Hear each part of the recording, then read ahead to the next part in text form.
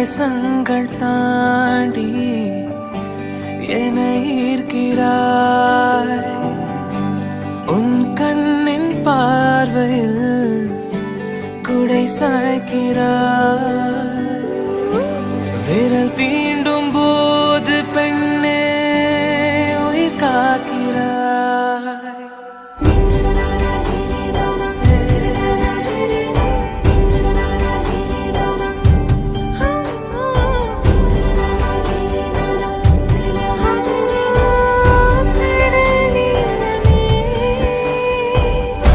பார்க்கும் தேவ விழியாலே